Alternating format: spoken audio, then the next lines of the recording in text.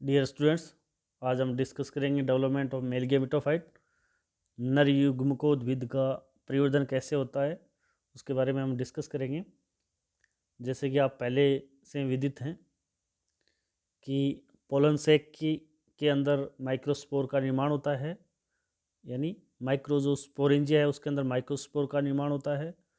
Microspore है वह mail gametophyte की प्रथम कोशिका है, यानी लघु बीजाणु है या पोलन ग्रेन्स जिसको कहते हैं। वह नर युग्मकोद्भिद जो जनरेशन है, मेल गेमेटोफाइट जो जनरेशन है, उसकी प्रथम कोशिका है, वह माइक्रोस्पोर कहलाती है। माइक्रोस्पोर का जो डेवलपमेंट आगे का या मेल गेमेटोफाइट का डेवलपमेंट है वह या तो पोलन सेप के अंदर होता है या पोलिनेशन के पश्चात होता है। सामान्यतः पोलिनेशन होने से पूर्व इसके अंदर कुछ कोशिकाओं का निर्माण होता है, मेल गेमेटोफाइट का डेवलपमेंट होता है, जिसके बारे में हम डिस्कस इस अध्याय में हम करेंगे। सर्वप्रथम हम माइक्रोस्पोर की स्ट्रक्चर के बारे में पढ़ते हैं। तो माइक्रोस्पोर उसकी दो लेयर होती हैं। आउटर लेयर एक्साइन, जिसे बाह्य चोल भी हम कहते हैं। बाह्य चोल की संरचना के बारे में बात करें तो वह डिपेंड करती है कि पादप में किस प्रकार से पोलिनेशन होता है। जैसे अगर वायु के द्वारा इसमें पोलिनेशन होता है, उन पादपों के अंदर जो परागकण हैं वह आकार में छोटे होंगे और संख्या में अत्यधिक होंगे, ताकि वायु के द्वारा जो परागित होते हैं उसमें संख्या अत्यधिक हो, ताकि पोलिनेशन की संभावना बढ़ सके। ये जो पोलन ग्रेन्स होते हैं उनकी जो बाह्य सतह है वह चिकनी होती है और ड्राई सरफेस होती है। इसके अलावा यदि इंसेक्ट के द्वारा पोलिनेशन होता है तो इंसेक्ट के द्वारा पोलिनेशन होने के लिए उसमें कुछ सहायक चीज़ें होती हैं, जैसे बाह्य चोल हैं वो खुरदरी या चिपचिपी या तेलीय प्रकृति की हों, ताकि जो इंसेक्ट है उसके शरीर पर वह आसानी से अटक सके या उसके चिपक सके। और उनकी जो संख्या होती है वह संख्या कम होती है, लेकिन साइज़ में वो बड़े होते हैं। इसके अलावा पोलन ग्रेन्स हैं वो हमें येलो कलर के भी दिखाई देते हैं, जो कि उसके अंदर कैरोटीनॉइड्स की उपस्थिति होने के कारण से इनका कलर होता है। इसके अलावा हम पहले पढ़ चुके हैं कि कुछ टेपिटम है उसका भी सिक्रेशन होता है, जिसके द्वारा इस पोलन ग्रेन्स हैं उसके ऊपर पोलिनेशन किट या परागकण किट भी कहते हैं, वो तेलीय परत के रूप में पाई जाती है इसके अंदर। इसके अलावा इसमें कुछ क्यूटीनिय यौगिक भी कंपाउंड भी पाया जाता है, जिसे स्पोरोपोलिनिन कहते हैं, जो कि प्रतिरोधक क्षमता बनाए रखने में हेल्प करता है। इसके अलावा जो एक्साइन है वह हम देखते हैं कि कुछ भाग पर कमज़ोर होती है या नहीं होती या बहुत कम होती है, पतली होती है एक्साइन। उस पार्ट को हम जनन छिद्र कहते हैं। एक बीजपत्री जो पादप होते हैं उनके अंदर इनकी संख्या सामान्यतः एक होती है, अर्थात एक जनन छिद्र होता है। और द्विबीजपत्री जो पादप होते हैं उन प्लांट्स के अंदर या उनके जो पोलन ग्रेन्स होते हैं उनके अंदर इनकी संख्या इनसे ज़्यादा, अर्थात इनमें 3 जनन छिद्र पाए जाते हैं। जनन छिद्र के द्वारा ही जर्म ट्यूब है वह बाहर आती है।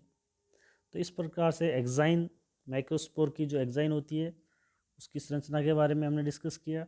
इसी प्रकार से एक्साइन के अंदर और जो पोलन ग्रेन्स का जो कोशिका ध्रुव है उसको घेरे हुए जो परत होती है उसे हम इंटाइन कहते हैं, अंतःचोल कहते हैं, जो कि पेक्टोसेलुलोज जो कंपाउंड है उसका ये बना हुआ होता है। पेक्टोसेलुलोज कंपाउंड है उसका ये इंटाइन बना होता है। इंटाइन से ही जो पोलन ट्यूब है वह इंटाइन से ही बाहर आती है, जिसे पोलन ट्यूब कहते हैं। तो इस प्रकार से जो माइक्रोस्पोर है उसकी संरचना, जो उसकी जो लेयर्स हैं उनके बारे में हमने डिस्कस किया। अब हम इसका आगे इसका फॉर्मेशन देखते हैं। कि किस प्रकार से इसमें आगे फॉर्मेशन होता है कोशिका ध्रुव का। क्योंकि जो माइक्रोस्पोर है उसका कोशिका के अंदर जो न्यूक्लियस होता है उसके अंदर समसूत्री विभाजन होता है, जिसमें दो कोशिकाएं बनती हैं। एक कोशिका साइज में छोटी होती है, छोटी कोशिका जो साइज में होती है उसको हम जनन कोशिका कहते हैं,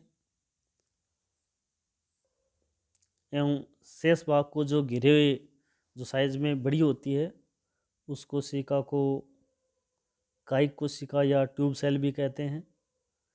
तो इस प्रकार से जनन कोशिका या जनरेटिव सेल है वो साइज में छोटी होती है, वो जो दूसरी जो वेजिटेटिव सेल्स हैं या ट्यूब सेल्स हैं वो साइज में बड़ी होती है। ये दोनों कोशिकाएं साइज शेप में भिन्न हैं, अर्थात इसमें जो कोशिका ध्रुव है और आरएनए की मात्रा दोनों में अलग अलग हैं, लेकिन इनमें डीएनए की जो मात्रा है दोनों कोशिकाओं में इनमें समान पाई जाती है। इनमें आगे अब बात करते हैं फॉर्मेशन ऑफ मेल गेमेटोफाइट की, मेल गेमिट्स की। मेल गेमिट तो जनन कोशिका में जनरेटिव सेल में एक विभाजन और होता है, समसूत्री विभाजन। विभाजन होने के फलस्वरूप इसमें दो मेल गेमिट्स बनते हैं। इस प्रकार से जनन कोशिका से दो मेल गेमिट बनने को मेल गेमिटोजेनेसिस कहते हैं। एवं जो कायिक कोशिका है उसके अंदर अब आगे विभाजन नहीं होता है इसके अंदर। तो इस प्रकार से इसमें मेल गेमेटोजेनेसिस हो जाता है। जनन कोशिका का विभाजन या तो परागकण के अंदर होता है अथवा पराग नलिका में होता है। यानी जब नलिका पराग नलिका होती है, ट्यूब सेल्स ट्यूब बनती है, तो उसके अंदर या फिर उससे पूर्व इसके अंदर विभाजन होता है इसके अंदर। तो इस प्रकार से इसमें तीन अगुणित कोशिकाओं का निर्माण हो जाता है। परागकण से पहली एक कायिक कोशिकाएं, दो मेल गेमिट। तो पोलिनेशन होने से पूर्व इसमें तीन कोशिकाएं इसमें बन जाती हैं। ये त्रिकोशिक अवस्था मेल गेमेटोफाइट की कंप्लीट अवस्था है। तो इस प्रकार से जो होल मेल गेमेटोफाइट है, डेवलपमेंट ऑफ होल गेमेटोफाइट है, उसके अंदर त्रिकोशिकीय है। इसके अंदर ट्यूब सेल और दो मेल गेमेट। आगे ट्यूब न्यूक्लियस रहता है इसके अंदर, उसके पीछे जो मेल गेमेट्स होते हैं वो उसमें पाए जाते हैं।